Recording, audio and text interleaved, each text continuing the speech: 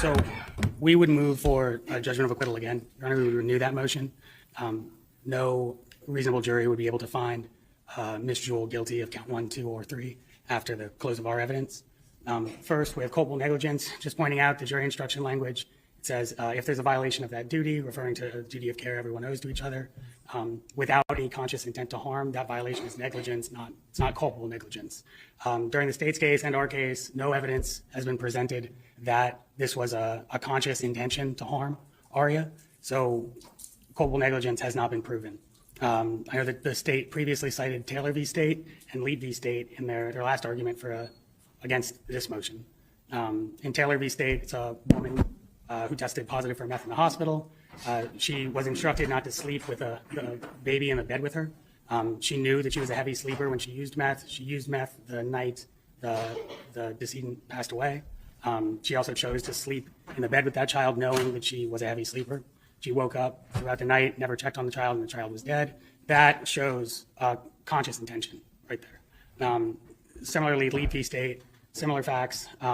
The defendant was dating a mother of a child. The defendant knew that there was an open DCF case against the mother for beating the child.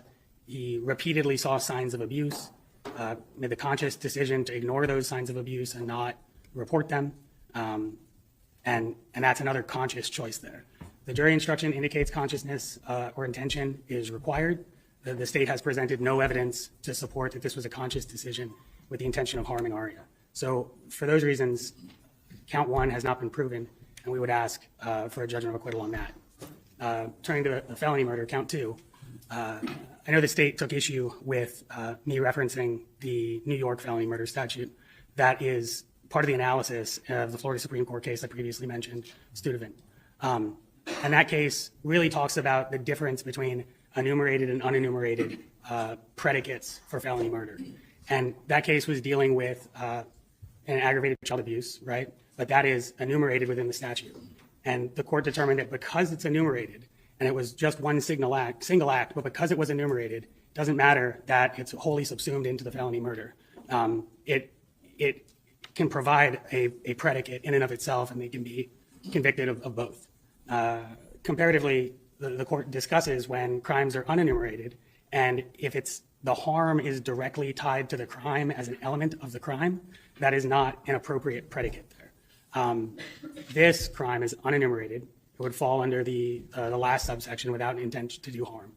And our position, which is supported by the holding in Studevant by inference, is that this predicate is not an appropriate predicate for felony murder.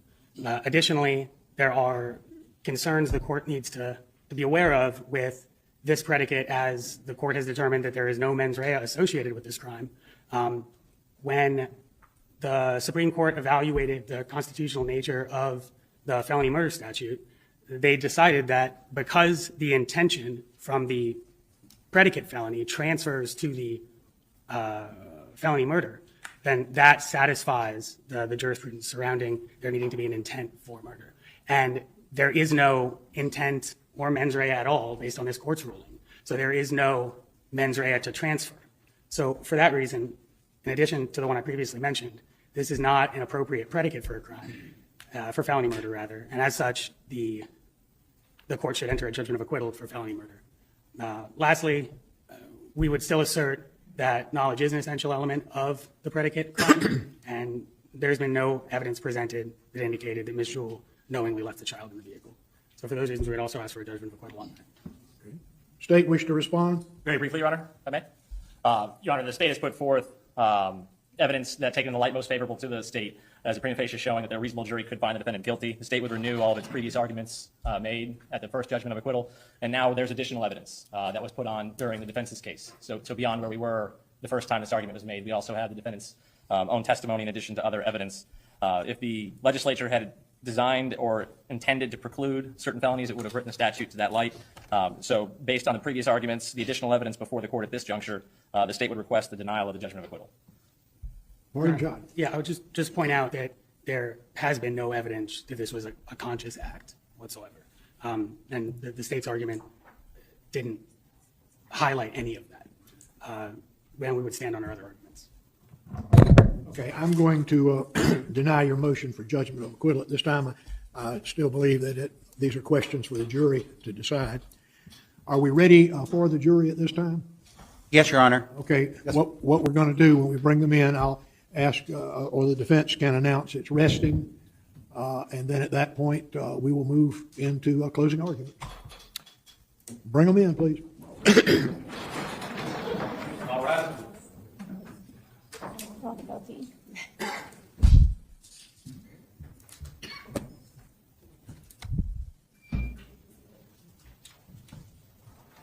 All jurors present.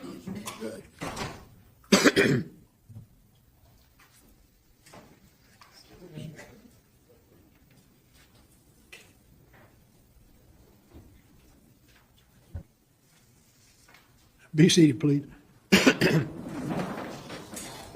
Would the defense call its next witness? Your Honor, the defense announced rest at this time. Very well. Members of the jury, both the state and defendant have rested their cases. This means that you've heard all and received all of the testimony and evidence pertaining to this case. The attorneys will now present their final arguments.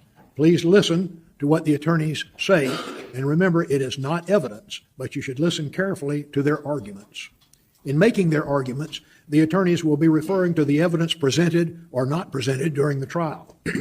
The attorneys will not intentionally misrepresent the evidence. Rather, they'll be relying upon their recollection of what the evidence was. Your recollection of the evidence may differ from that of the attorneys, and in that event, you should rely upon your own recollection of the evidence. These arguments are intended to aid you in understanding the case. Each side will have equal time, but the state is entitled to divide this time between an opening argument and a rebuttal argument after the defense has spoken. State ready to proceed? Yes, Your Honor. Please do. May it please the court, counsel?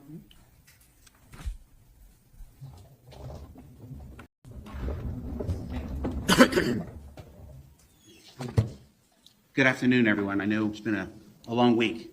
I appreciate your attention.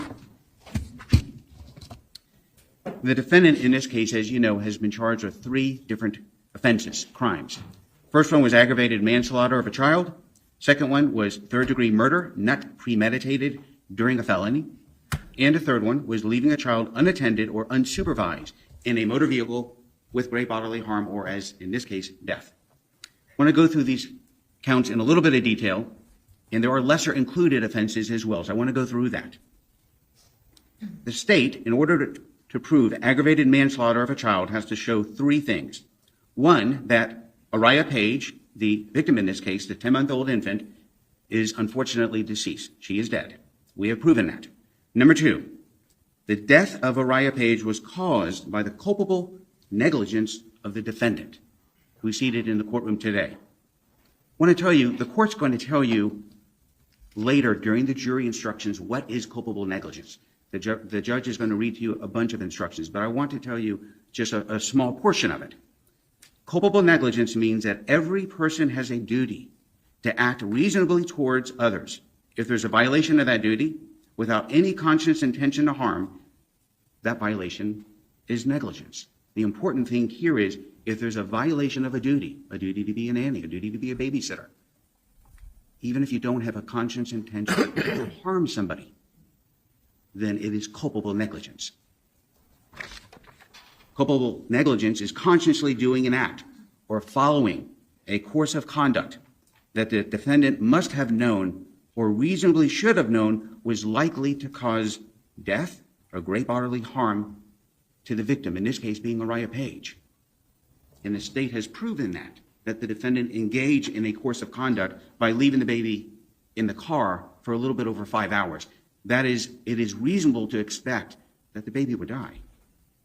Another thing I want to say about neglect. Neglect can be based on repeated conduct, meaning it happens many times, or on a single incident, like this one, or omission by a caregiver. The defendant admitted on the stand she was a caregiver. Omission by a caregiver that results in, or could reasonably be expected to result in, serious physical injury, or in this case, death. That's what we have here. This is aggravated manslaughter of a child. The state has proven all three elements. But there are some lesser elements, offenses, I should say. And I'm going to go through these. The state feels that you should find the defendant guilty of aggravated manslaughter of a child. But the first lesser is manslaughter. This is the difference between manslaughter and aggravated manslaughter. Manslaughter, I need to show two things. One of them is Araya is dead. Obviously, we've proven that. Unfortunately, she is deceased. Two, the death of Araya was caused by the culpable negligence of the defendant. Once again, we proved that. That's all I need to prove. The difference, aggravated manslaughter has a third element that we proved, that Araya was a child at that time. She was only 10 months old. Brooke and Justice both took the stand. They told you what her date of birth was. They told you she was 10 months old in July of 2023. Paul Dickinson, the EMS paramedic, took the stand and said he determined she was 10 months old. Dr. Aaron Ward took the stand. He said she was 10 months old. Dr. Thomas Coyne, the medical examiner, said he determined she was 10 months old. The state has proven she's a child. So there's no doubt of that. Also, for this to be aggravated manslaughter of a child, the state has to show a caregiver. That's the key word, a caregiver, that the defendant was a caregiver for Araya, and we have shown that. So the state is saying to find her guilty of aggravated manslaughter of a child. We have met all three elements. The regular manslaughter doesn't really involve a child. And then we go to another lesser included offense that you have a choice of. Once again, the state is not asking you to find her guilty of this one. We want you to find her guilty of aggravated manslaughter of a child. The next one is called neglect of a child with great bodily harm, permanent disability, or permanent disability. This is what I would need to show. Number one, the defendant, by culpable negligence, failed or omitted to provide Araya with care, supervision, and services necessary to maintain her physical or mental health. Two, that the defendant caused great bodily harm to Araya. Three, she was a caregiver. Four, that Araya was under the age of 18. Well, there's one thing missing here. I don't need to prove that Araya is deceased or that she's dead in this one. That's why the state is saying, no, we want aggravated manslaughter of a child. Araya is dead.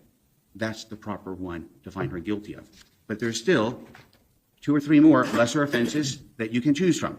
Another one is called neglect of a child without great bodily harm. That one, we have to show once again that the defendant, by culpable negligence, failed or omitted to provide Araya with care and supervision, that the defendant was a caregiver, and that Araya was under the age of 18. This one, once again, says without great bodily harm. No, Araya is dead. We go back to the aggravated manslaughter of a child. That is the proper one to find the defendant guilty of. Then we have 2 more left. Culpable negligence inflicting injury. I would have to prove 2 things here. The defendant inflicted actual personal injury on Araya, and she did through, once again, culpable negligence. In this one, the state would not even have to prove that Araya is a child. Obviously, we prove she's a child. We go back to the aggravated manslaughter of a child. That's what we want you to find her guilty of. And the very last one is just culpable negligence exposing a child to injury. No, Araya wasn't just exposed. Araya died because of this. So in the end, with aggravated manslaughter of a child, and you'll see on the verdict form that there are all these lessers, the state is asking you to find her guilty of the very first one, aggravated manslaughter of a child. Now there's 2 more counts that I want to go through, but I want to go do it a little bit backwards. Rather than doing count 2 and then count 3, I'm going to go to count 3, and I'll explain why in a second. Count 3 is leaving a child unattended or unsupervised in a motor vehicle with great bodily harm, or in this case, death.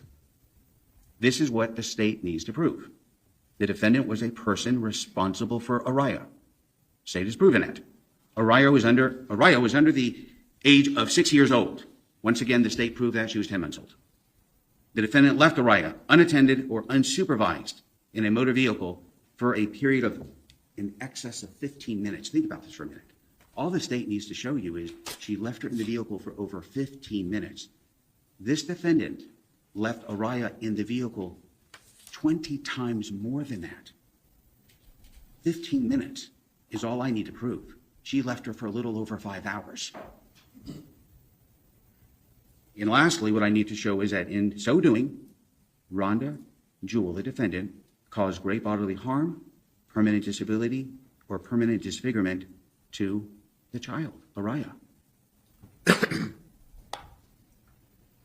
Obviously, she did, because Araya is deceased because of this. We are asking you to find her guilty, the defendant, of leaving the child unattended or unsupervised in a motor vehicle, which resulted in great bodily harm, as in this case, Araya is deceased. There's only one lesser, and basically what that one says is that the defendant left Araya in a vehicle, that the child was under the age of 6, it was over 15 minutes, but there's no injury. That is not one that you would check off. It would have to be leaving a child unsupervised, resulting in great bodily harm or death. Now I want to go to count 2.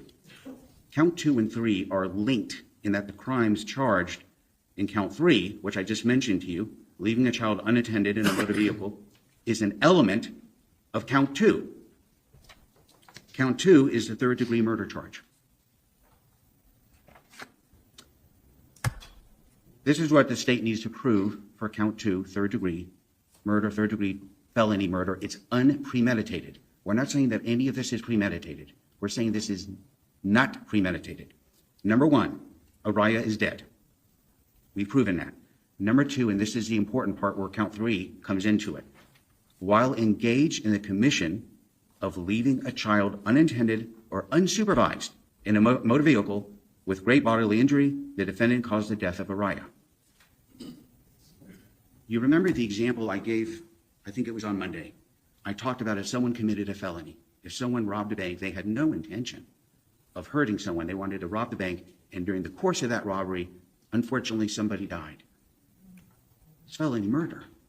What we're saying is the defendant in this case committed the felony of leaving a child unattended in a motor vehicle, unsupervised, and during the course of that crime, Araya died. That's what makes this a third-degree felony murder, and I stress to you, we're saying not premeditated. And the last element I need to show is that the defendant was a person who actually killed Araya, and she was. No one left Araya in the vehicle but the defendant. She's the one who did it. It wasn't like someone else came along and put the child in a car without her knowing. She drove to Stacy's house. She got there. She left her in the car. There's one lesser for that. It's once again, it goes back to the manslaughter charge, just simple manslaughter. We are not asking for that in this one. We're asking for third-degree felony murder because in this one, she was engaged in the commission of leaving a child unattended or unsupervised in a vehicle, and it resulted in Araya's death. You've all heard in the past 4 or 5 days what happened in this case. But there's some things I want to stress. The defendant in this case failed in her duty as a babysitter, as a nanny. You saw her take the stand yesterday. She actually admitted. These are things, and something that the court had just instructed you on.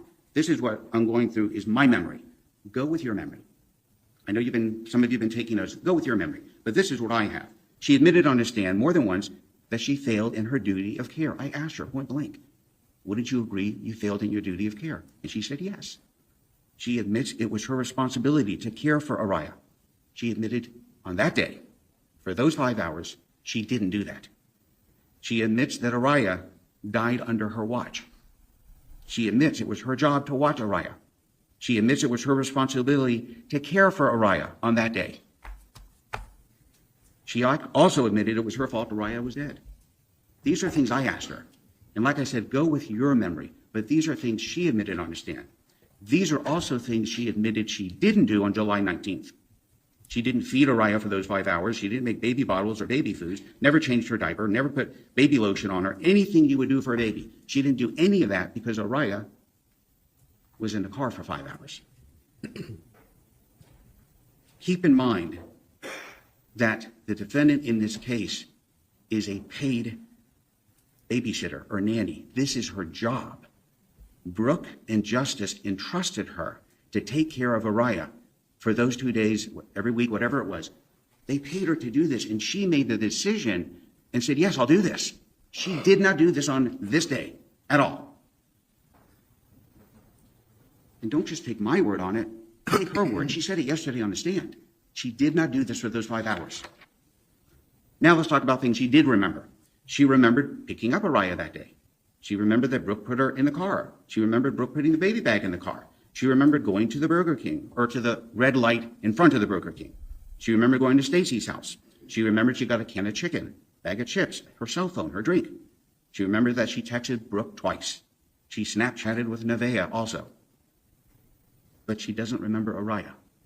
But she remembers everything else, but not Araya.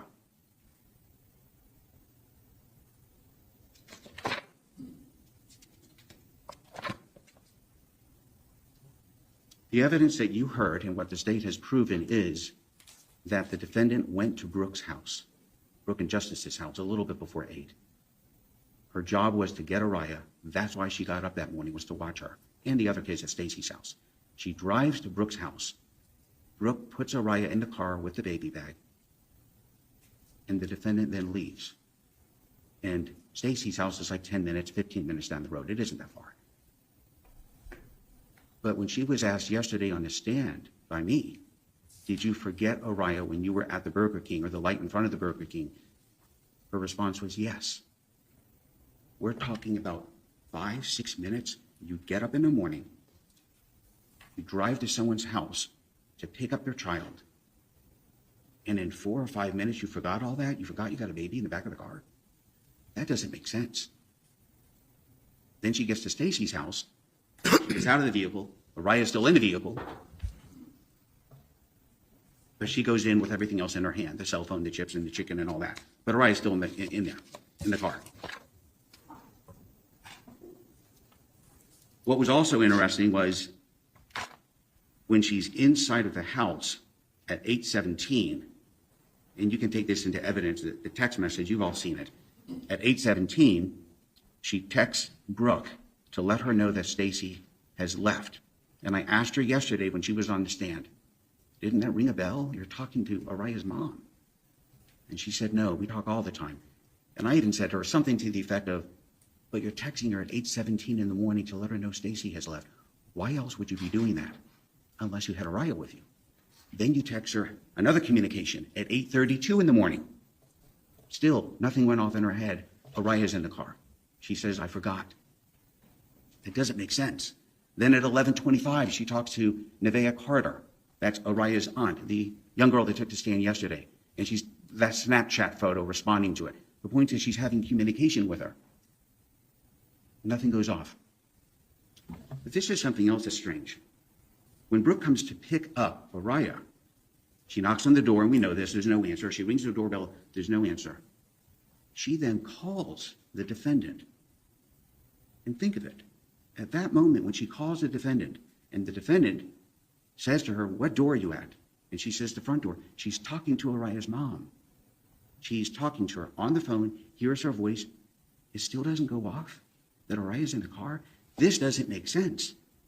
And it is only when the door is opened and Brooke walks in, at that moment, the defendant starts screaming, Brooke, Brooke, and runs out.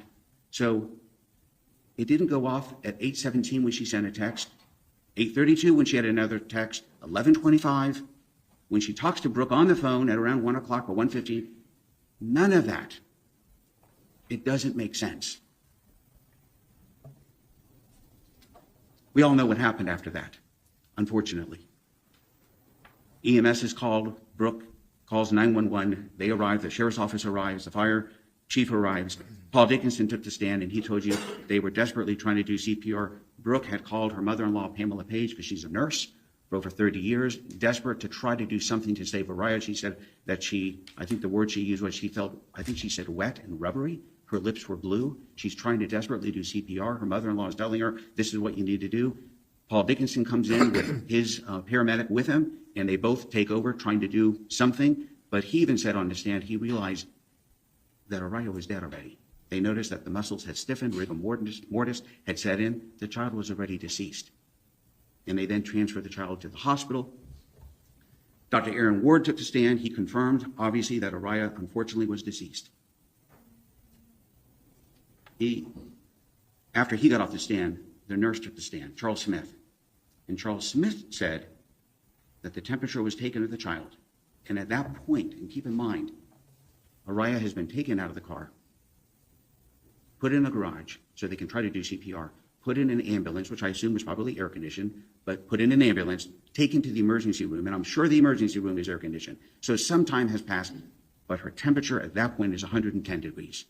And Nurse Smith said he doesn't remember if the thermometer went over 110. Maybe it did, maybe it didn't, but it was 110 at that point, meaning it could have been higher. And then Dr. Thomas Coyne, the medical examiner, took the stand, and really what we learned from that was he said the cause of death was hyperthermia, overheat of the body, but he also said that when he did the internal exam and the external exam of Araya, she appeared to him to be a perfectly normal child. He could find nothing except that she had been left in a car for 5 hours. He described what happens when someone is in that situation or an infant is in that situation. He described what happens to a person or infant's body, their organs, their brain swells, what someone would be going through in that situation.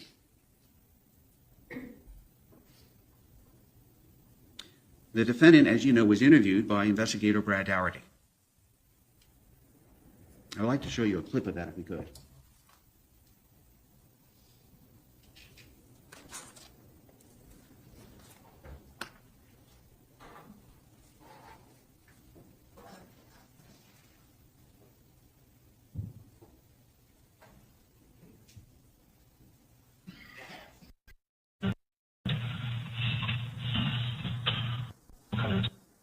I'll come in and talk to you, okay? Sir, I'll have you way out home. Yes, sir. No problem, sir. You can have a seat out in the home next time. That's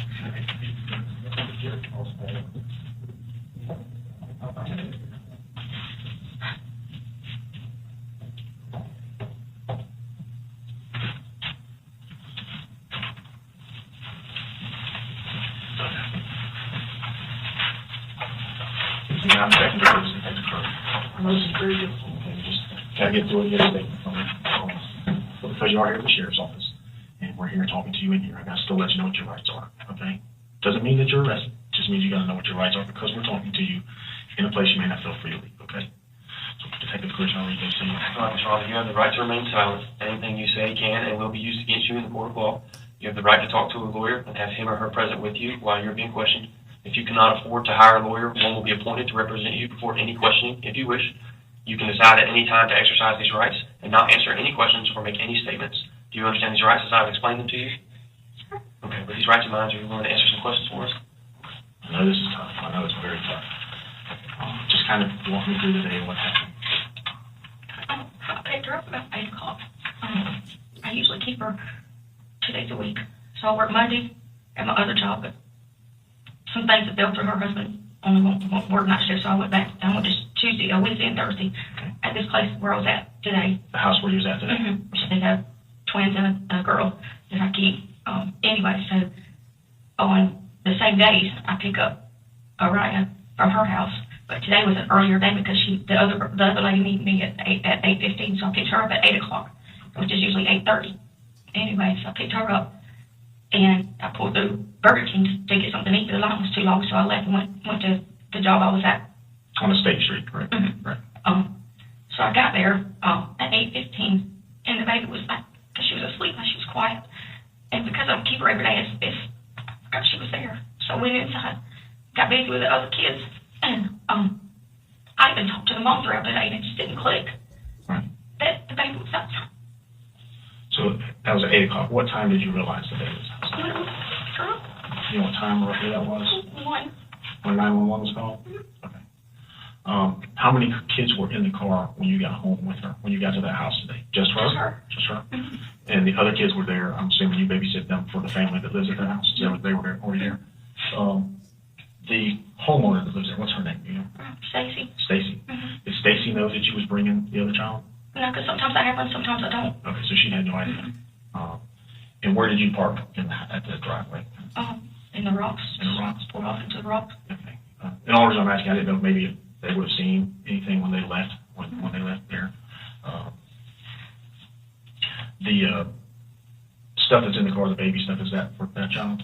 Yes, sir. Okay. How long have you babysitted this child? Since probably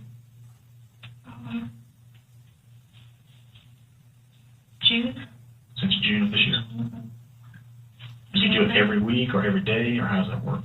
I was keeping her Mondays, with my other job, Monday, Wednesdays, and Thursdays.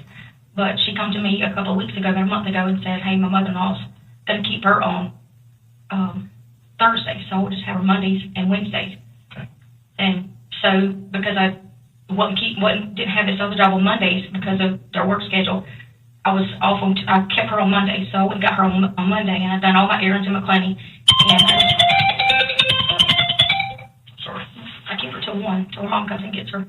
So I done all my errands in McClenny, and her mom come and got her Right. at 1 o'clock. That was on Monday.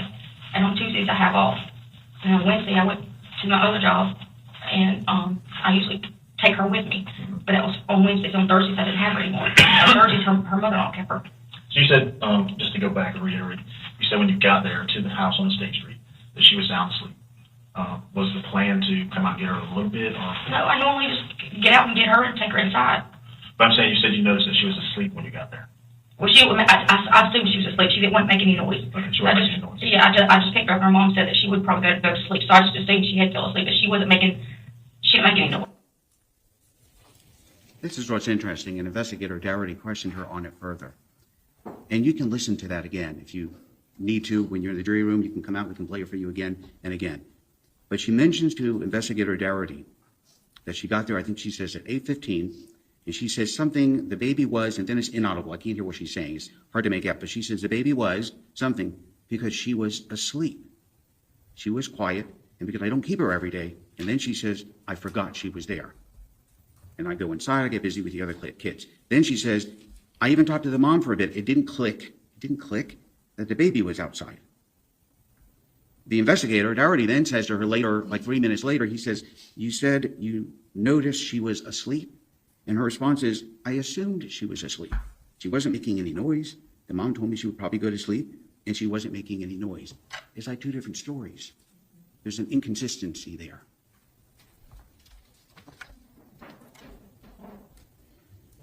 According to the defendant, if you believe what she said yesterday, she forgot Araya was in the vehicle by the time she got to the light where Burger King is.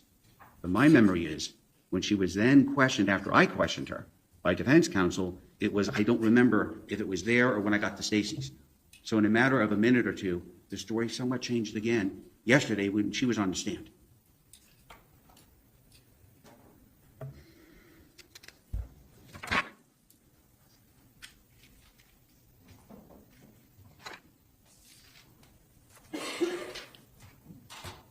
You've seen this video. Keep in mind that this video, this interview with this defendant was done, I believe, at you can look at the time, I think it's at 2:42 on July 19th, or 2:41. Brooke has testified that she got to the house about 1:15. So it's roughly, we'll say, about an hour and a half later, she's being interviewed. About an hour and a half after realizing Araya is now dead. You can judge her demeanor on that video, how she appears to you. And I ask you to take that into account. You can judge her demeanor yesterday on the stand, how she appeared to you. And I ask you to take that into account.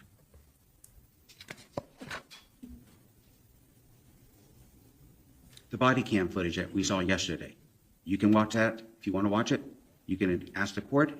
You'd have to come out here. We would play it for you as well. This defendant cared for many things that day. Her phone, her trip to England, her kid is going to college, her lunch, her cell phone, but she didn't care for Araya on that day. She didn't watch Araya and make sure Araya was safe. She failed in that duty.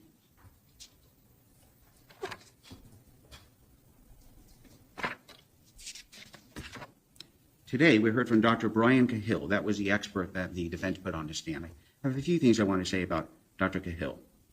He talked about this thing called prospective memory error, forgetting to do something. In this case, it would be forgetting that Araya is in the car.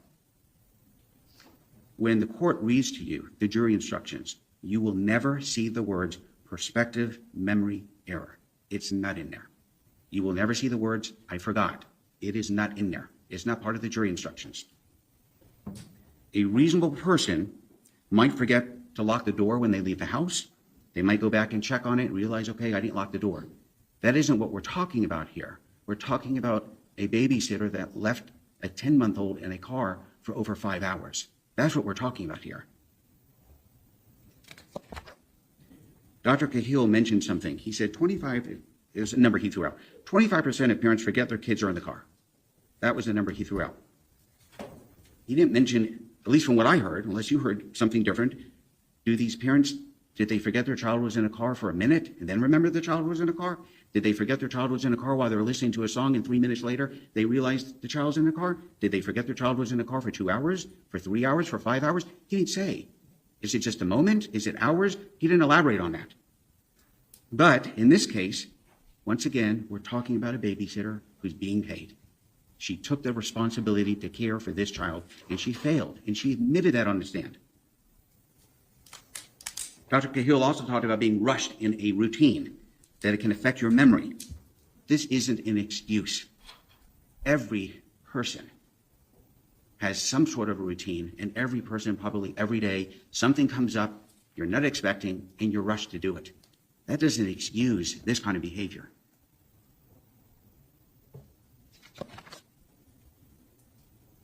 He mentioned something called retrieval cue, something, I guess, to remind you. However, he said the text messages aren't a retrieval cue because they don't mention Araya in there, even though she's having contact with Brooke, the mother. The Snapchat, he said, isn't a retrieval cue because Araya's not mentioned in it.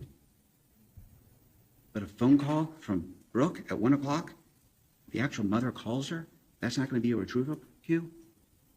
I don't know what would be if that isn't going to be one. To the state, the other ones are too. This isn't anyone's fault, but the defendant's fault. It isn't Stacy Pascal's fault. The baby it seems, was asleep. Obviously, it's not the baby's fault. The baby's sleeping. She had the responsibility to care for this child. She failed in her duty. Just because you forget to do something doesn't mean that you can't and shouldn't be held responsible for it, that you shouldn't be accountable for it. I've given you this example on Monday, and I said, what if you have someone who is driving on the roads? They have a duty of care to be careful for themselves, but also for people who are driving around them. That's their duty when you get behind a wheel. If they're taxiing and they cause an accident and somebody dies, there's no intent that they wanted that to happen. They can't just say, I'm sorry, I didn't mean for this to happen. They're going to be held responsible and accountable. Something horrific happened. Like in this case, she says, I forgot. She has to be held accountable. She has to be held responsible. Araya is dead. Araya is dead forever. She's not coming back because she didn't do her duties that she said she would do. Another thing I mentioned on Monday, I mentioned about, I always call it the school bus puzzle. If some of the pieces of the school bus puzzle weren't in place, would you be able to say it's a school bus? Everyone, I think, said yes, they would, if it was missing a few pieces. This puzzle's a bit unique in that the state feels none of the pieces are missing. I could go through all the evidence that I've mentioned so far, but I'm not going to. But it's the text messages, what happened that day, the doctors, the witnesses, all of that. They're all pieces of a puzzle. But the biggest piece of the puzzle is she took the stand. She actually admitted that she failed in her duty, which makes her guilty of all the offenses.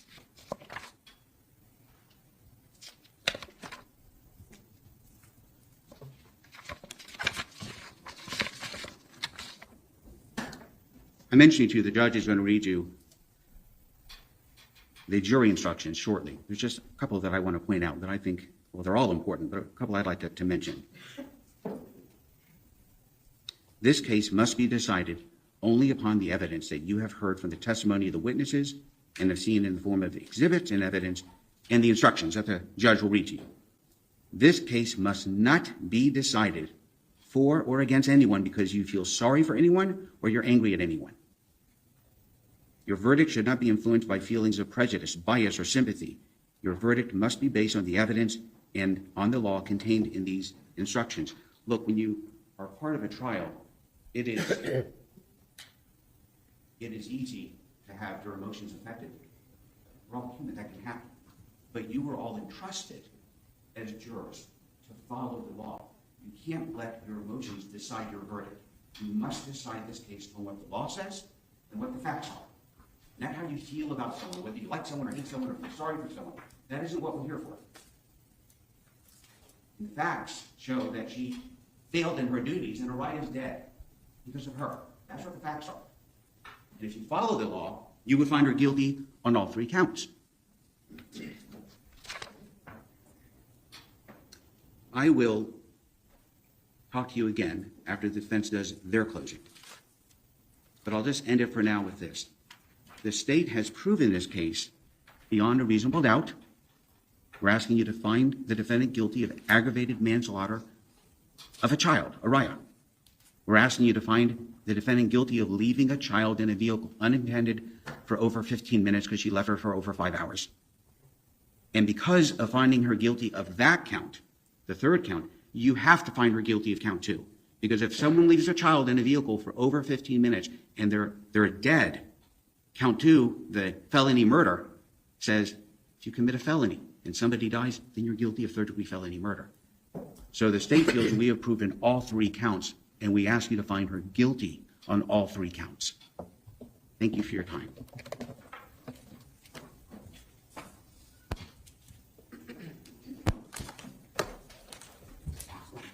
Defense? Thank you, Your Honor.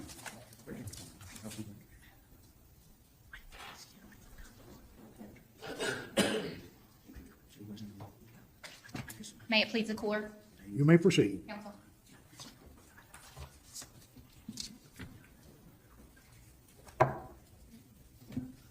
Brooke. Oh my God, Brooke. I forgot the baby. I forgot the baby. I forgot the baby. How could I be so stupid? How could this happen? Those are all words that you all heard that Rhonda Jewell said on this day. This case comes down to whether Rhonda Jewell consciously did an act that led to the death of Araya Page. On behalf of myself, my co-counsel, Mr. Nelson, Mr. Badger, and our client, Ms. Jewell, and the state as well, we appreciate your time and your attention to this case. And we offer our condolences to the family of Araya Page. This is a tragedy for Araya, a tragedy for her family, and it's a tragedy for all those who knew her, including Rhonda Jewell, who loved her like her own. This is a hard situation that we have put you all in. It is human nature to want to hold someone responsible for the death of a child that was a bubbly, happy, 10-month-old child who seemed perfectly healthy, and her life was cut short. We acknowledge that, and we understand that, and we understand that we're asking you to do a difficult job. But you have to set aside the emotions of the fact that this case involves the death of that beautiful child, because as the state told you, the judge is going to read you instructions, and you're going to get a copy of those too, so you don't have to write down every single thing that we say. But the judge is going to read you instructions that say, just as Mr. Yazdia said, this case can't be decided for or against anyone because you feel sorry for them or because you're angry at them. And your verdict should not be influenced by feelings of prejudice, bias, or sympathy. Rather, it has to be based on the evidence, on the law that's contained in the instructions. So your job is to decide what facts have been proven, and in doing so, you have to think about what facts that have not been proven. And you have to take those facts and apply them to the law that the judge gives you and hold the state to its burden of proof in this case. The state has to prove each and every element of these 3 crimes beyond and to the exclusion of a reasonable doubt. And so the state went through these charges with you. And I'm going to do that a little bit quickly. In doing so, I ask you that if I say things that are not the way you remember them, if I reference facts that you think are not the correct way that they were said, please rely on your memory and not mine, because that's your job, is to figure out what was said and to judge the credibility of this case. So as I said, we put you in a difficult spot. We are asking you to deal with the circumstances that led to the death of a child. But ladies and gentlemen of the jury, accidents happen, mistakes are made. The question that has to be answered here is whether the mistake in this case rises to the level of culpable negligence. And the court will define for you what culpable negligence is. And so you have to take those facts, as we said, apply the law, and make a decision. And I submit to you, ladies and gentlemen, that although a tragedy occurred, there was a mistake that occurred and Araya Page passed away because of that mistake, a crime was not committed. As I said, the state has to prove culpable negligence related to aggravated manslaughter of a child. So let's talk about that standard of culpable negligence. The state indicated when Mr. Yazdia stood up here, he said that every person has a duty to act reasonably towards others, and if there's a violation of that duty without any conscious intention to harm, that violation is negligence. And that's what's in the jury instructions. But that's negligence. Mere negligence is not enough to convict here. It has to be culpable negligence. And so that definition is something that I'm going to walk through with you and explain why we feel the defense feels that the state has failed to prove culpable negligence. So it's not just that someone owed a duty. Mr. Yazdia went through and through the fact that Rhonda Jewell was Araya Page's nanny. That is accurate. She'd had a job. Her job was to care for the child, and that was her duty. But the issue is, did she consciously do something that interfered with that duty? Is there culpable negligence here? So the jury instructions say, again, the defendant cannot be guilty of aggravated manslaughter by causing a death because of a merely negligent act. Culpable negligence is more than a failure to use ordinary care towards others. In order for negligence to be culpable, it must be gross and flagrant. We do not have gross and flagrant negligence here. What we have is an accident. Rhonda Jewell forgot the baby. You don't look at the outcome. You don't look at the fact that Araya is deceased to determine whether negligence is gross and flagrant. You look at what happened. What was the negligent act? The negligent act here was that the baby was forgotten in the car. Forgotten, not consciously done, not culpable negligence. Obviously, the outcome here was a horrible tragedy. And the state keeps talking about the fact that Araya was left in the car for 5.5 hours. It's important to remember that the medical examiner, Dr. Coyne, indicated that it was likely that Araya died within 20 to 30 minutes inside the car. Still horrible, still a tragedy, but it's something important to remember. And it's horrible no matter how long it took to occur. But again, you don't look at the outcome to determine whether the negligent act was gross and flagrant. You look at the act itself. Looking at the conduct itself, the conduct on the part of Rhonda was not a conscious decision, not a conscious act, not something done on purpose. The jury instruction goes on to say that culpable negligence is a course of conduct showing reckless disregard of human life or of the safety of persons exposed to its dangerous effects, or such an entire want or lack of care as to raise a presumption of a conscious indifference to consequences. Conscious indifference to consequences. You all saw that body cam footage of when the officer arrived and walked into that garage. You saw Brooke Page walk out and how upset she was. And right behind her was Rhonda Jewell, and she was just as upset as Brooke Page.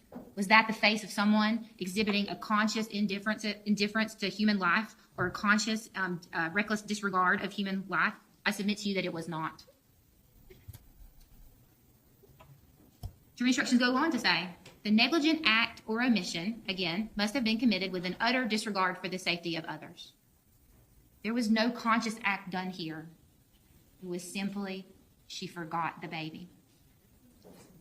Culpable negligence under the jury instruction says that is consciously doing an act or consciously following a course of conduct that the defendant must have known or reasonably should have known was likely to cause death or great bodily injury.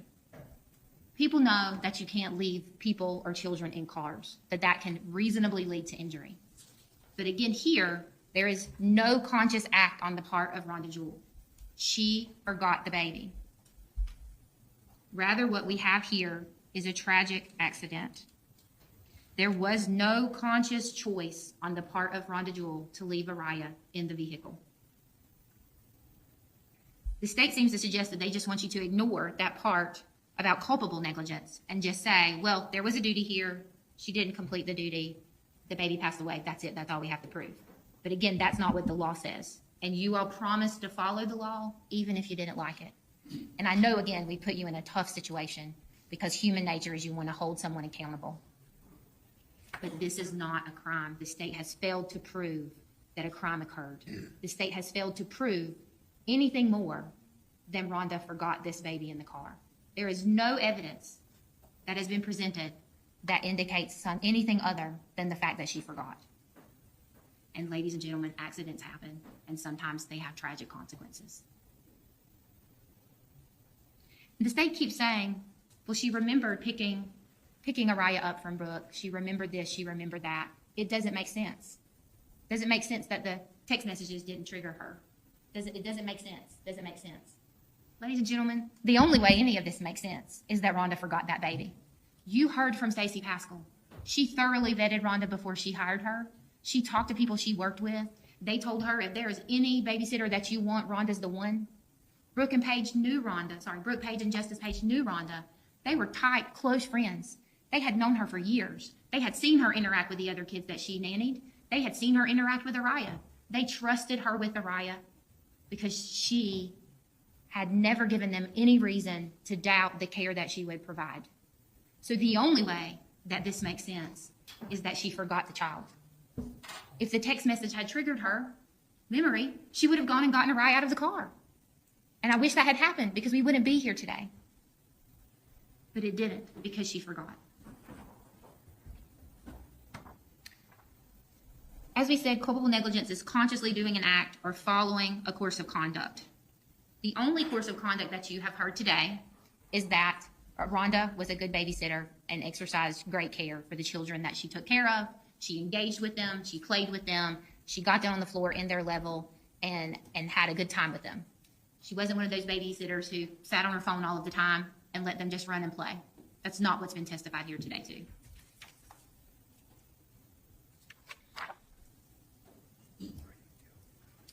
Now, the jury instructions also say that neglect or negligence can be caused by a single incident or repeated conduct. But remember, the state doesn't just have to show neglect. They have to show culpable neglect. And in every one of those lesser includeds, and you're going to get a verdict sheet, in every one of these lesser includeds, the state, to prove any of those, has to prove culpable negligence. And I submit to you, they have not. And that culpable negligence is defined the same way across the course of all of those charges. Now, the state seems to suggest, as we've said, that this doesn't make sense. It doesn't make sense. It doesn't make sense.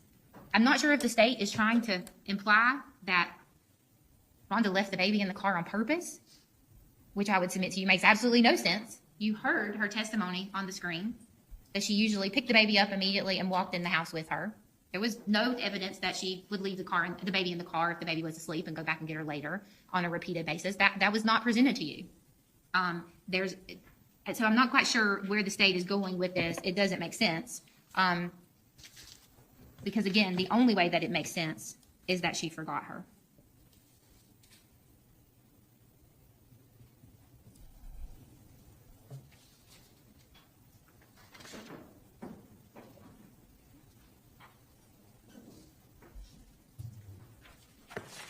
And what are the factors that show that Rhonda truly forgot this baby? What actually triggered Rhonda to remember that Araya was in the car? I submit to you that based on what Rhonda testified to, it was the money that was in Brooke's hand. When Brooke walked in that door with the money in her hand, Rhonda remembered that she was supposed to have had the baby that day. And at that point, she shoves Brooke to the side, takes off running to that car, screaming Brooke's name over and over again. Screaming her name, urinating on herself as she runs to that car to get the baby out just as quickly as she can. She is so frantic that when Brooke asked her to call 911, she had to go back and find her phone and couldn't remember the code to get into the phone. Ladies and gentlemen, you can't fake those kinds of responses.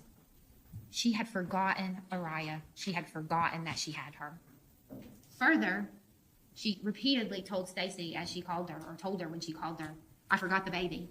But Stacey Pascal testified to you guys that she was so upset that she was screaming and crying and so distraught that she could barely understand what she was saying, and she had to ask her to repeat herself. And all Rhonda could say was, I forgot the baby, come home.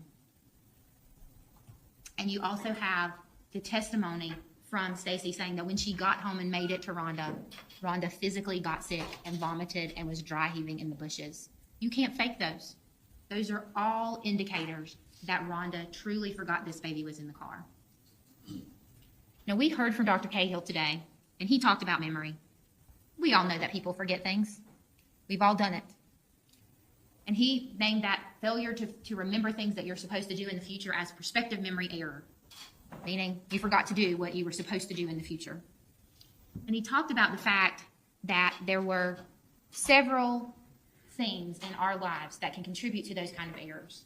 Multitasking, divided attention, stress, rushing, lack of retrieval cues, and sleep.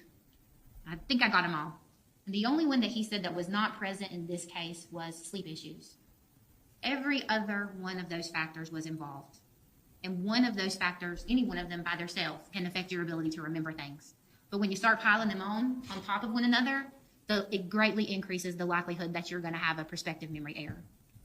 Now, the state may say, well, you can remember everything else, but you forgot the baby. Well, that's the only answer that makes sense. Because we know that when we forget to do things in our lives, we don't forget other things. If we forget to stop and get something at the store, we don't forget how to drive. There's not a total amnesia there. That's the way the brain works. It's a prospective memory error. And the state wants to make a big deal about Rhonda saying maybe she forgot the baby at the Burger King. That's when she had forgotten that she was there, or maybe it was when she got to Stacy's. I submit to you, think back to the questions that the state was asking Rhonda yesterday on the stand and how they were asking the questions. They were pressuring her. They were rushing her. And I submit to you, she doesn't know at what point she lost awareness of the baby or forgot the baby. If she knew that, she would have remembered the baby. The state wants to say that there's no way you can forget a child within this 15-minute period or window. And generally, Dr. Cahill said, the longer or the shorter the period of retrieval, the better chance you have of remembering it, as opposed to if it's a longer period, if everything else is equal. But in this situation, we've got habit changes that are going on. We've got Rhonda arriving at Brooke's house earlier than usual. She's pressured to be at Stacy's house on time. She wants to make sure she's on time. It's not holding her up. You have the other things that are going on in her life and the other stress events. And yes, everyone has stress. This was an unusual amount of stress for her because there were big things that were happening in her family. And you heard Rhonda say, that's not an excuse. That's not an excuse. And it's not an excuse, but it does explain to you why prospective memory errors happen. It explains to you why Rhonda forgot. You've got this multitude of, I'm rushing, I've got to be here earlier than usual, I'm multitasking, I'm already thinking ahead as I'm driving about my day, or rather Rhonda's thinking ahead as she's driving about her day. She's thinking, hey, I'm going to have the twins and big sister. I should stop and get them breakfast. Oh, let me look at Burger King. The line is too long. She doesn't have time to do that. So she's distracted by all of these things, and she's planning ahead and trying to keep all of the balls in the air that she's juggling. And somewhere within that drive, she forgets that Araya is in the car. It's clear from the testimony, both yesterday and from the video, that Araya was not making noise. She was quiet in the car. So Araya's not making any noise to make herself known to trigger Rhonda that Araya's back there. The lack of retrieval cues is important, and the multitasking and divided attention is important because not only is it happening in the car before Rhonda gets to Stacy's, those things continue to happen as the day progresses. So in the car, we just described, Rhonda's thinking about breakfast and getting to Stacy's on time and all of those things. All of Araya's belongings are in the back floorboard of this car. Her baby blanket is in the car seat with her. She is rear-facing. Brooke testified that she's the person who put Araya in the car. She put the baby bag in the floor of the car. I submit to you that the lack of hands-on putting in the car by Rhonda Jewell suggests that she would need a stronger retrieval cue to remember the baby. And there's nothing up front. The state's probably going to try to make a big deal about the fact, well, Rhonda remembered her cell phone. She remembered her lunch, and she remembered her cup, and she took that in the house with her. All of those items were in the console area, generally immediately in her point of view and within reach, and she grabbed those things and got out of the car. Everything related to Araya is in the back seat, and Araya is quiet. Lack of retrieval cues. Then when she gets inside, she's immediately taking care of 3 other children. She's playing with them. She's watching things on her phone. She's engaging with them. She's cooking them breakfast. She's cooking them lunch. and there's nothing of Araya's inside the house, nothing to remind her of Araya. The state brings up the text messages and says, well, these should have been retrieval cues. Well, Dr. Cahill gave you an example of that, and he said, well, if Brooke and Rhonda only had this relationship of babysitter, employee, and employer, yes, the text message might have been enough to trigger Rhonda's memory and make her remember that she has forgotten Araya in the car. But that's not what we have here. These families were tight. They spent dinners together. They spent vacations and big events together. Rhonda and Brooke Page texted or talked on a daily basis. And Rhonda did the same with Nevaeh Carter. They were like her family. They communicated on a daily basis about things far different and far separate from Araya. And you've seen the content of those text messages just left. And that was a continuation of a conversation that had started before that, in which Rhonda had been talking to Brooke, her friend, about her frustration sometimes with Stacey asking her to come early and then Stacey Pascal not leaving whenever she asked her to do so.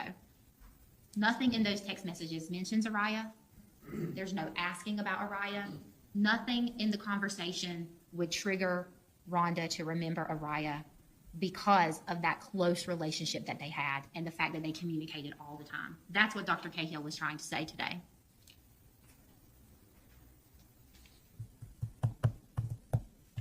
Also important to remember is the change in routine. So clearly Rhonda started keeping Stacey Pascal's twins in, I think, March, April of 2023. Again, if you remember that date, that time frame differently, rely on your memory. She's keeping the boys 3-4 days a week. Fast forward to May, early June, Rhonda then starts to keep Araya. And at that point, she's keeping the twins and Araya on Mondays, Wednesdays, and Thursdays.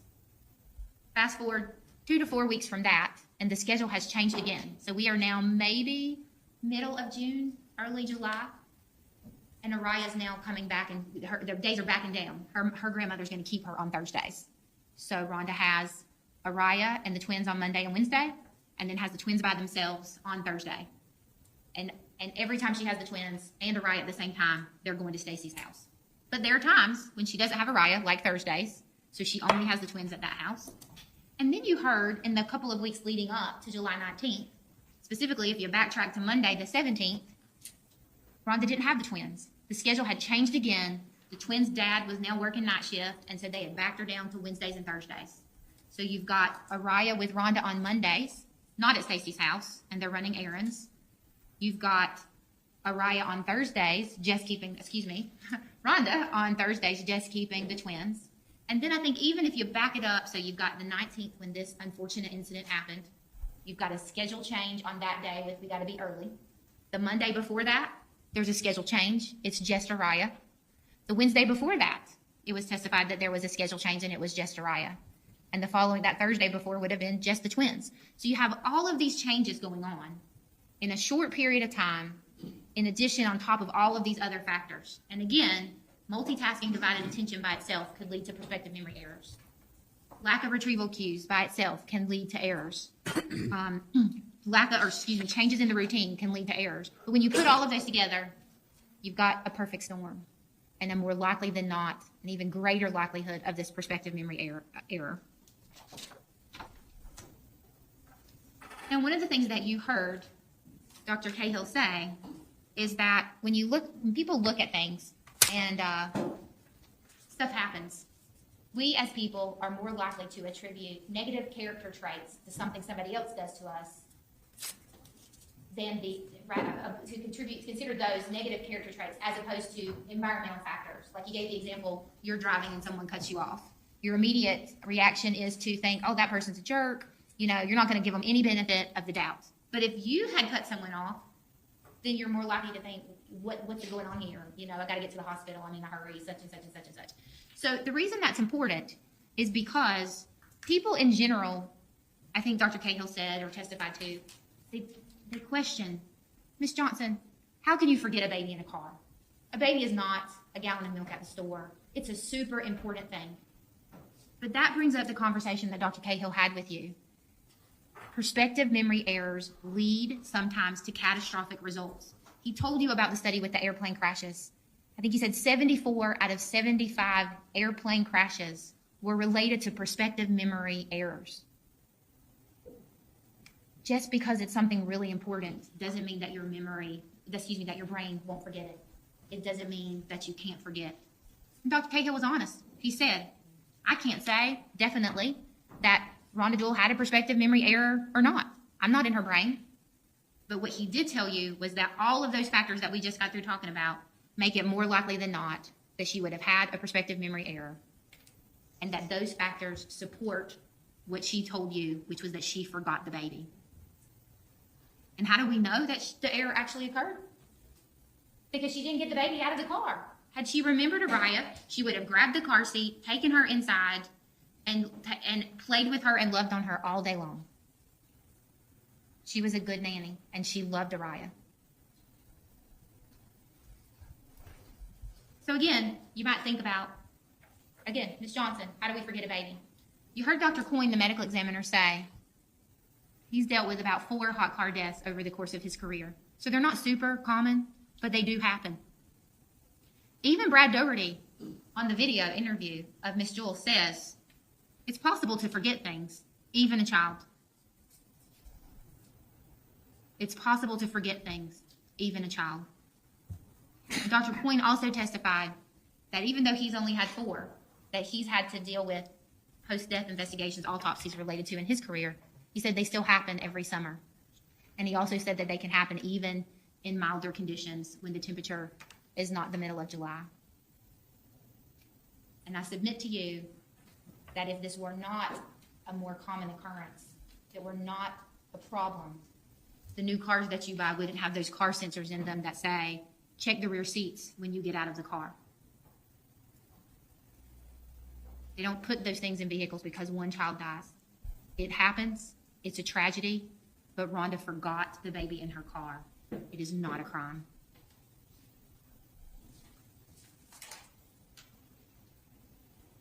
When you look at counts 2 and 3 in this situation, count 3 is the charge of leaving a child unattended or unsupervised in a motor vehicle causing great bodily harm. And that requires the state to prove that Rhonda Jewell was a person responsible for Araya. Araya was less than 6 years of age. And Rhonda Jewell left Araya Page in the car for a period of more than 15 minutes. Rhonda didn't leave that child there. She forgot the child. Leaving implies that you intend to come back. Rhonda forgot the baby.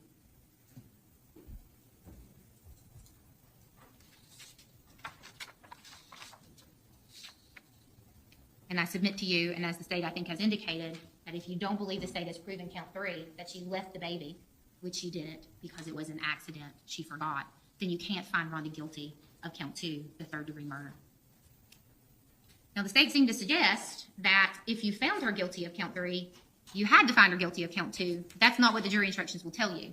They will tell you that you have to analyze 3 first, and only if you think that there's been proven beyond a reasonable doubt on 3 do you even get to 2. But then you still have to weigh that situation independently. Now, as we've stated multiple times, it's your job to weigh the evidence and determine what has been proven beyond a reasonable doubt. And the court's going to instruct you about what reasonable doubt is, and it's some of what it will say is that a reasonable doubt as to the guilt of the defendant may arise from the evidence, conflict in the evidence, or the lack of evidence. I submit to you, ladies and gentlemen, that there is a lack of evidence in this case to prove that Rhonda Jewell did a conscious act. She didn't do anything on purpose. She forgot the baby. And it's your job to hold the state to that burden of proof and require them to prove the culpable negligence. It's not just mere negligence. It's culpable negligence, which is a much higher standard that we have talked about ad nauseum now, so I'm not going back through that again. The state brought up their school bus picture. And the state says, well, if I give you most of this picture, you can figure out it's a school bus. You should still be able to find guilt beyond a reasonable doubt, even if parts of this puzzle are missing. Ladies and gentlemen of the jury, the state has failed to prove that a crime occurred. They failed to prove the meat of the situation, which is that there was culpable negligence. The whole school bus is missing. There's not proof beyond a reasonable doubt here. The other thing that the state says doesn't make sense is this phone call with Brooke at the door. So Brooke said she knocked. Nobody came. I think Rhonda Jewell explained. We were in the kitchen singing, never heard a knock on the door. Brooke tried to use the doorbell. Stacey Pascal says doorbell didn't work. And then Brooke calls. The state tries to make this seem as though it's suspicious or something's going on.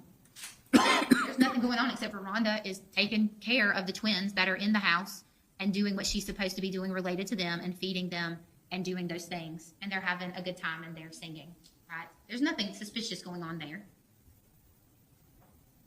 And then the other trigger that makes you know that Rhonda forgot is that when Brooke called her, she's asking Brooke, where are you? What door are you at? Something to that effect. And you saw Rhonda Jewell yesterday, she testified about that, and she was like, I was confused. Like, why are you here? What's going on? That phone call still did not trigger her that she had a riot. And again, it goes back to the fact that they talked all the time. So when Brooke is saying, I'm here, that's why she's like, where are you? What door are you at? She's confused. It's not until she sees the money in her hand that is usually payment for her services that she remembered that she had a riot.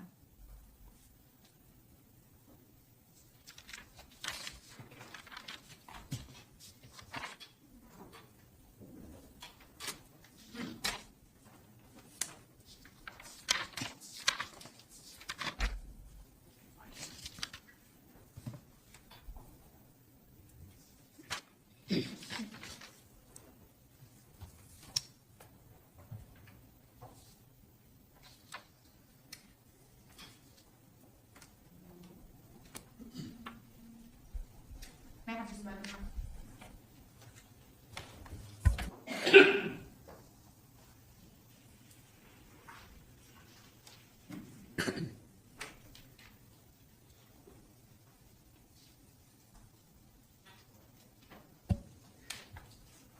Ladies and gentlemen, I'm going to play a portion of Rhonda's interview with Brad Doherty again, and Mr. Nelson's going to help me set that up.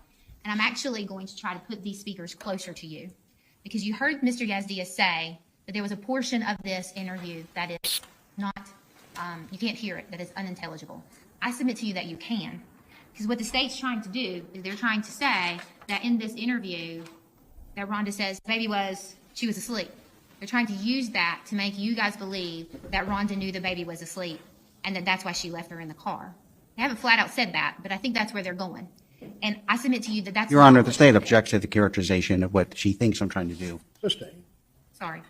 I believe that the state may portray the evidence as though that the baby was asleep and that that's why Rhonda left the baby in the car. I submit to you that that is not what this recording says, and so I'm going to replay it. We can start at 2 minutes and 32 seconds.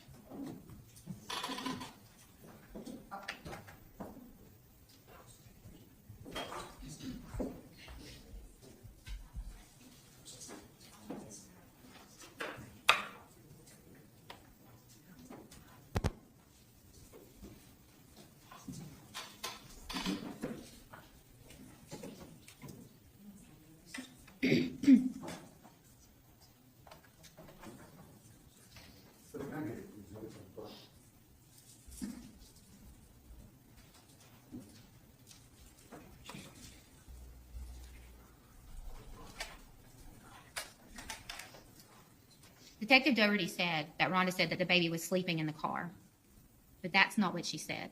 So I'm going to play this for you, and remember, you can watch this video again if you need to. I'm going to fast forward to 2 minutes and 32 seconds.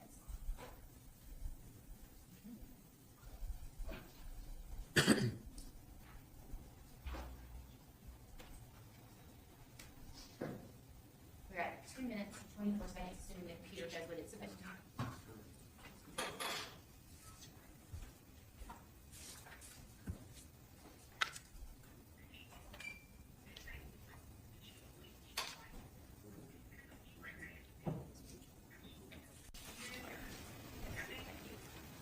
It helps if we plug it in.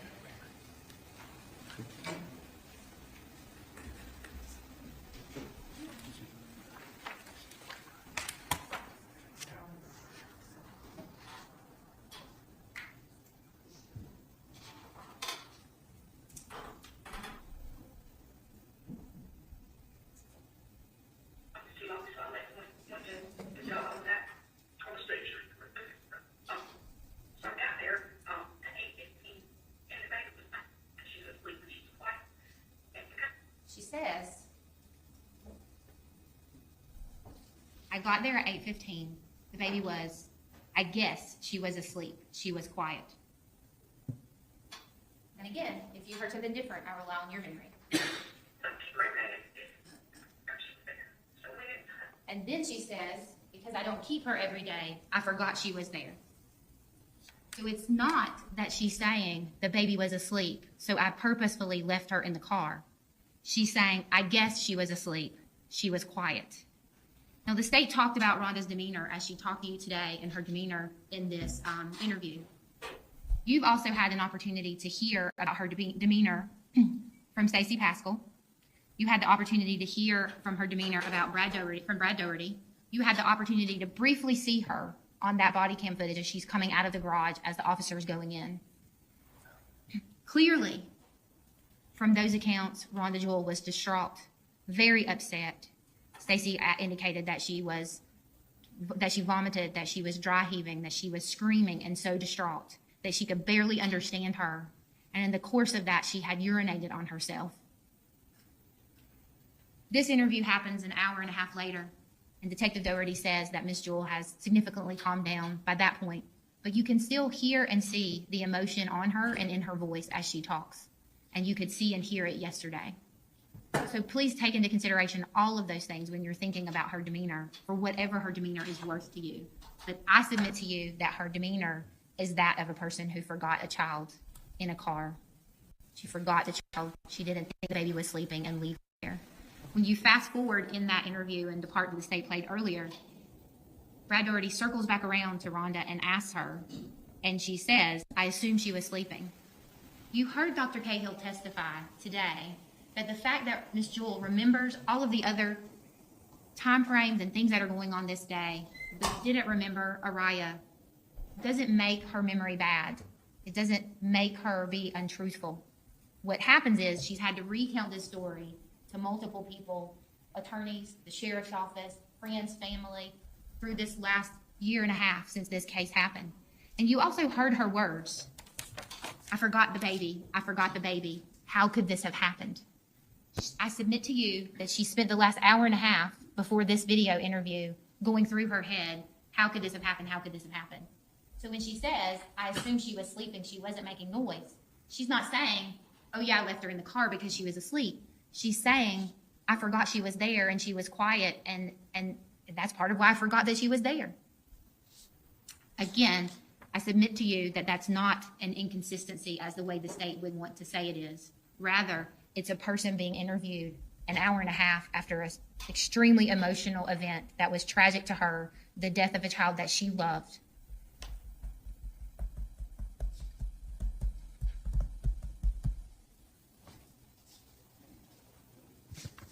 The state is correct when it says that in these jury instructions, you will never see the word prospective memory.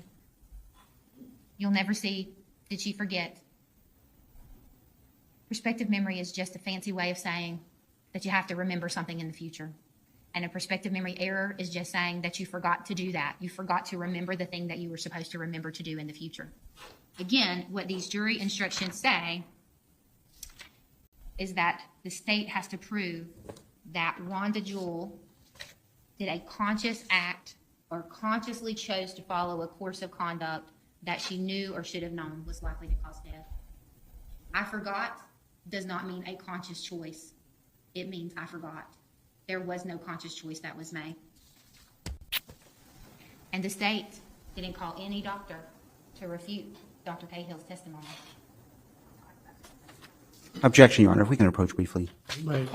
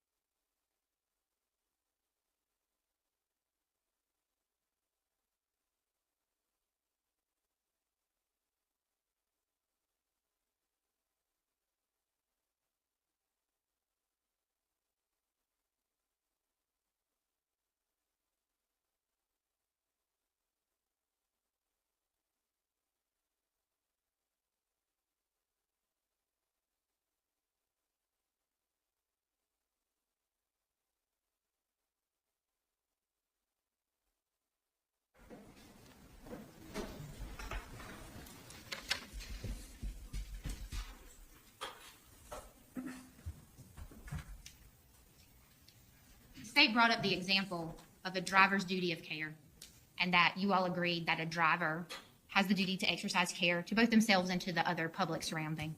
And he brought up the fact that if the driver's texting and causes an accident, the driver should be held responsible for what they did. This driving example is not in any way related or akin to what we have here. If a person is driving and chooses to text, that's a conscious choice. They have consciously chosen to violate whatever duty of care there is there. And then again, the jury would have to decide, was that culpable negligence? In this situation, again, there was no conscious choice. Just like going back to those lifeguard examples that the state used in jury selection, and the state was talking again about the duty of care and violating that was negligence.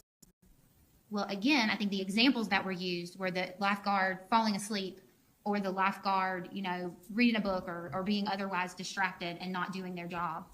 This, again, is not that case. In that situation, A, the lifeguard was consciously doing something or making a choice, whereas in our situation, that is not the case with Rhonda Jewell. And B, again, even in that situation, if you went back to the lifeguard, you have to look at whether it's culpable negligence.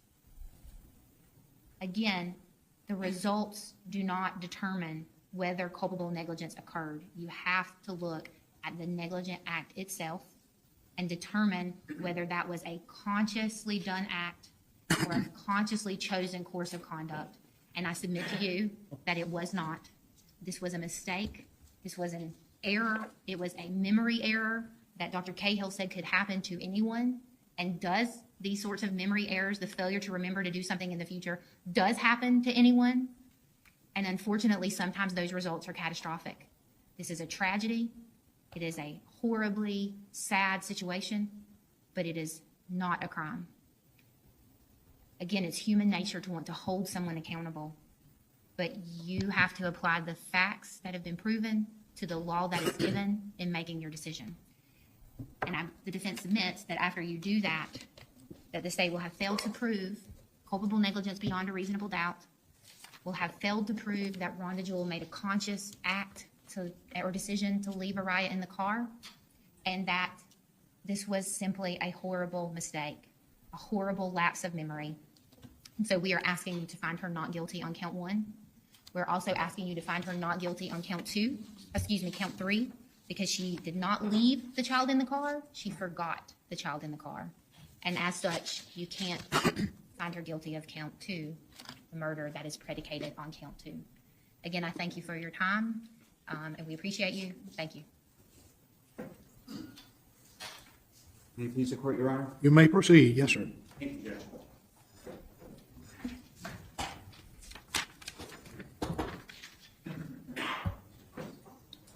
The defense kept on saying this is an accident and this is a mistake. Brooke and Justice on July 19th gave a perfectly healthy baby, Araya, to this defendant to care for, who made an agreement that she would care for her. 5 hours later, Araya is dead. This isn't a mistake. It isn't an accident. I had mentioned before that you will not see the word forget or I forgot or prospective memory error in the jury instructions, and you won't. The defense keeps on saying she forgot. As I said before, and I'll say it again, there are still consequences for your actions. One should still be held responsible. This defendant should still be held responsible for the death of Araya. Araya was in her care. The baby died. It's plain and simple. I was listening to what the defense was saying, writing notes, once again go with your notes, but it seems everyone is responsible for the death of Araya but the defendant. So let's go through this. One of the things I heard was Araya wasn't making noises to trigger the defendant's memory. So I guess it's Araya's fault that she didn't make noises. Next, Brooke's fault. She put the baby bag and Araya in the back of the seat. I guess Brooke could have put the baby in the front seat or the baby bag in the front seat. So we'll blame Brooke for the baby's death. Next, we talk about multitasking, that the defendant had so many things going on. One child's going to college, they're going to England, she's got all these things going on, so we're going to blame multitasking as the third reason as to why Araya is dead. Next, it seems to be my fault. I pressured her when I was asking her questions yesterday. And so as she was admitting to things, it suggested that I pressured her to answer them that way. So I guess it's my fault at this point. Next, we talk about a change in routine because it wasn't normal that she would pick Araya up on that day or Stacy's kids on that day. So we're going to say it's a change in routine. That's why Araya is dead. I could go down the list of reasons that were given. There is one reason why Araya is dead, because she failed in her duty to care for her. Call it a mistake. It isn't a mistake. Say she forgot. That doesn't justify what she did. It isn't an excuse for what she did. Araya is dead because of... May we approach?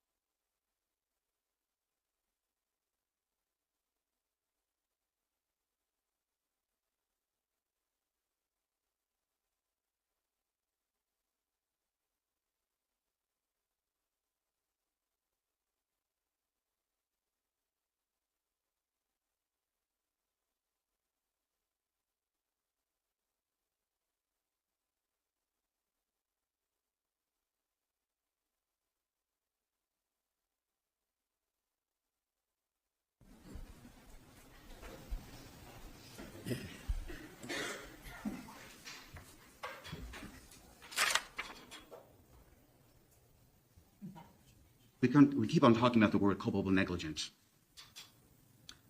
I'm going to read part of it again. Culpable negligence is consciously doing an act or following a course of conduct that the defendant must have known or reasonably should have known was likely to cause the death of the victim in this case. This defendant engaged in a course of conduct that she should have known would cause the death of Araya. It's that plain and simple. And as I said last time, every person has the duty to act reasonably towards others. If they violate that duty without a conscious intent to harm, there's still negligence. They still violated it. So it's a course of conduct or consciously doing something. I don't have to show both. Your Honor, objection. May we approach again? No. Sit down, please. Have a seat.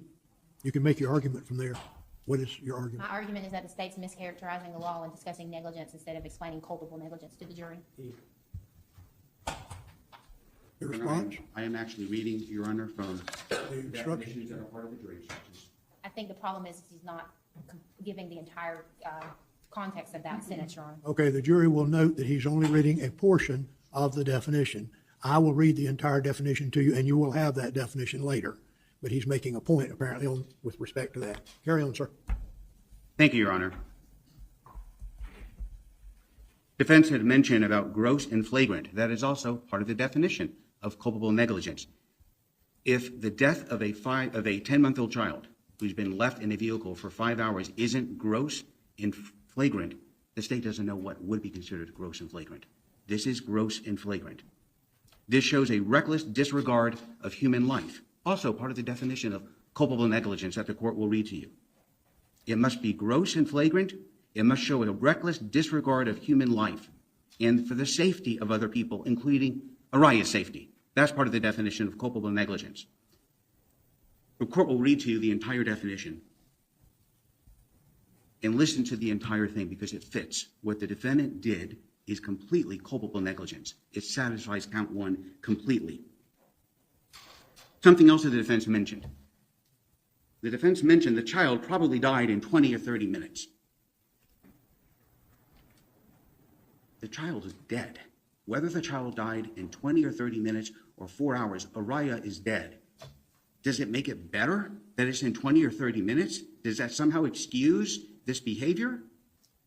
Araya was in a hot car.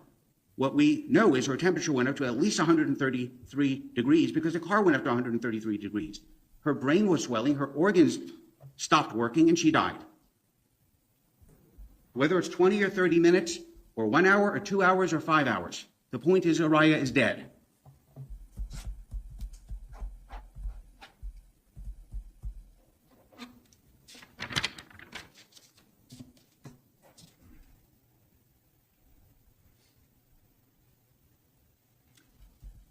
The course of conduct, some of the things that we can point to is the defendant had a duty here. The defendant drove to Brooks' house. The defendant was present when Brooke put Araya in there, in the baby bag in the car. There is a course of conduct here. The defendant then went to Burger King and decided to leave. Her next course of conduct was to go to Stacy's house. Her next conduct was to get out of the car with all these items, except for the baby. There is a course of conduct here where she knew or should have known that Araya was in the car. Something else the defense mentioned about the defendant remembered when Brooke was at the door and had money in her hand. Please go with your memory. The defendant said Brooke had money in her hand. The state doesn't remember Brooke ever saying anything like that. Go with your memory, but the state does not remember Brooke testifying to that. The defense also mentioned about the defendant urinating on herself, vomiting. There could be a lot of reasons for that. One of them is because a child was in her care and the child is now dead. Forgetting a child in a car is not a defense or an excuse for this. Saying it's an accident or accidents happen. I am sorry. I promised you I would take care of your child, and I forgot. Child's dead. It doesn't work that way. There are repercussions for something that drastic when something like that happens.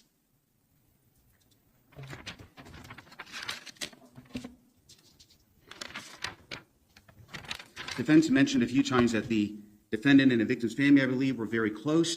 That has nothing to do with this case. Has nothing to do with this case. Has nothing to do with July 19th. The fact is, yeah, I guess they knew the defendant. But she didn't care for Araya, meaning she didn't take care of her on July 19th. I said, and the defense agreed with me on this, you will never see prospective memory error on the jury instructions. It's not there. You are still held responsible, and there are still consequences. Defense mentioned, and I'm going to repeat it, that Dr. Cahill says he doesn't even know if the defendant suffered from prospective memory error. He can't even say that she had this. He has no clue. He's just telling you what it is. She may not even have suffered from this thing called prospective memory error, which is a fancy way of saying people forget things.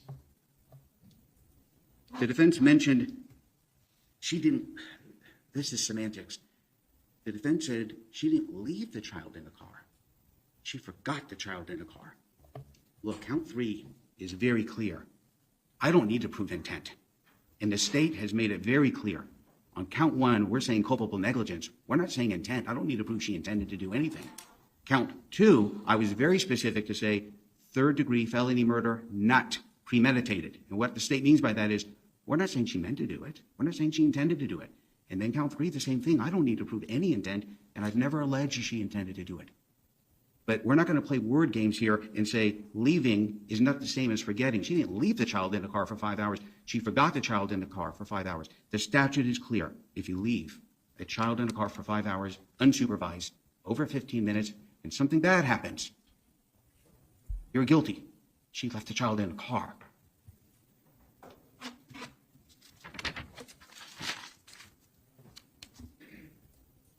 I'll just very briefly say that defense had talked about her demeanor on the video. I'm going to ask you to judge her demeanor. It's been an hour and a half, which to the state that isn't a lot of time.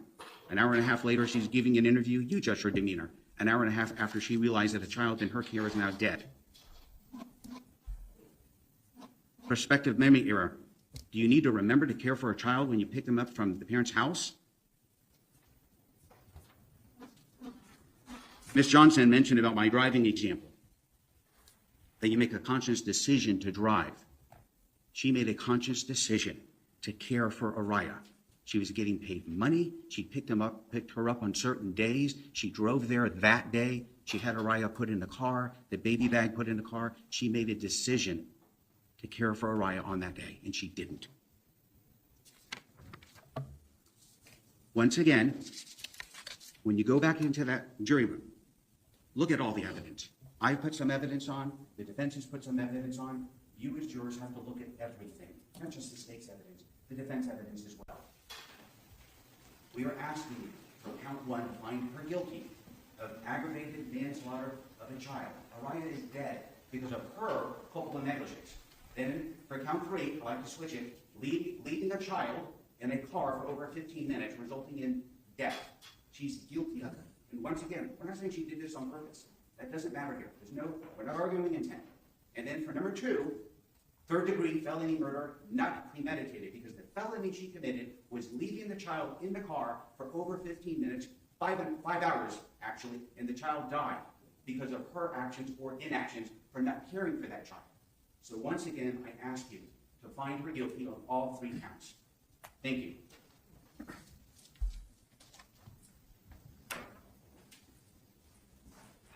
Members of the jury, we have some rather lengthy jury instructions that I'm going to have to read to you.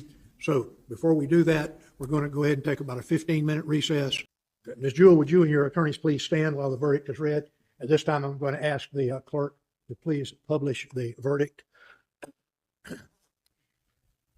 In the Circuit Court of the 8th Judicial Circuit, in and for Baker County, Florida, State of Florida versus Rhonda Charmane Jewell, case number 02-2023 CF 333.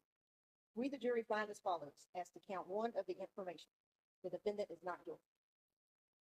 We, the jury, find as follows as to count 2 of the information. The defendant is guilty of third-degree felony murder as charged in the information. We, the jury, find as follows as to count 3 of the information. The defendant is guilty of leaving a child unattended or unsupervised in a motor vehicle causing great bodily injury as charged in the information. So say we, this 8th day of November 2024, at McClenny, Baker County, Florida, signed by the 4-person David Simmons. Very good. Be seated, please.